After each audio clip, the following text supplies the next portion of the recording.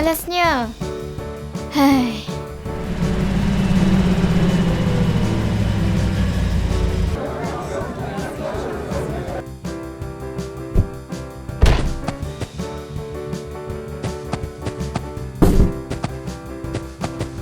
Ha? Apa ni? Laptop baru kot. Alah. Kotak pun kotak lah. Apa-apa pun, kerja sekolah lagi membosankan.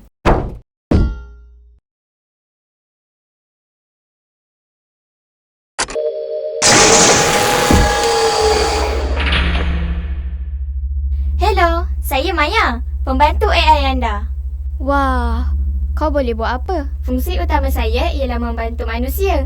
Pendek kata, saya diprogram untuk menghiburkan, mendidik dan membantu. Kalau begitu, hiburkan saya, Maya. Baiklah. Hai, kenapalah kena pergi sekolah? Macamlah aku akan menggunakannya pada masa hadapan. Susahlah macam ni. Susah? Apa yang susah sangat? Susah nak menghafal fakta negara di bumi ni. Macam sejarah. Mungkin kamu memerlukan teknik pembelajaran yang lebih menarik. Merdeka! Merdeka! Merdeka! Wah.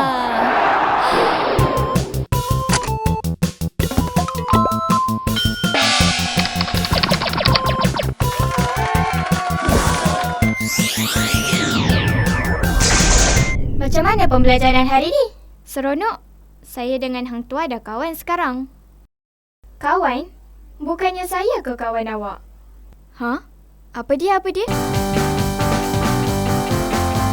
Bagus, Zara. Peningkatan kamu adalah luar biasa. Terima kasih. Sebenarnya senang je ujian tu. Peningkatan yang bagus, Zara. Kita sudah berjaya. Kita? Sayalah yang berjaya. Ini kan markah saya.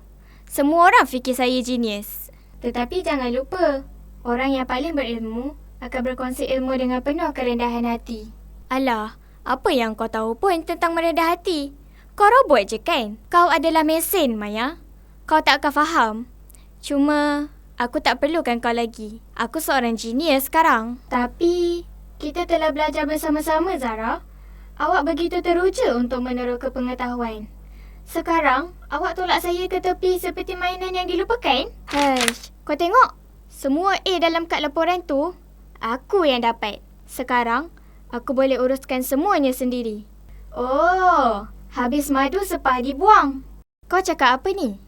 Ambil balik pisau yang kau tikam kat belakang aku ni. Manusia mana boleh kawan dengan robot?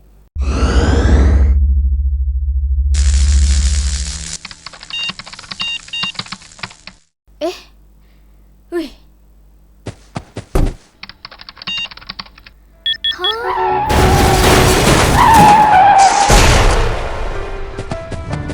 Maya, janganlah macam ni. Dengarlah cakap saya. Ini bukan jawapannya. Kenapa saya perlu mendengar cakap awak? Awak yang buang saya macam sampah. Saya salah. Saya yang bongkar. Tetapi tolong, jangan sakiti semua orang kerana saya. Maafkan saya. Jangan hukum satu dunia kerana salah saya seorang.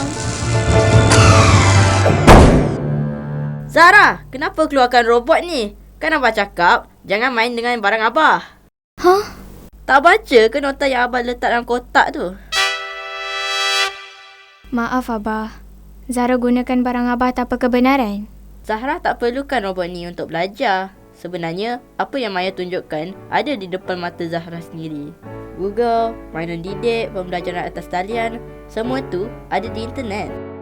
Maya hanya tunjukkan cara nak menggunakannya sahaja. Zahra cuma perlu mempraktikkan alat digital ini dalam pembelajaran. Betul juga, Abah.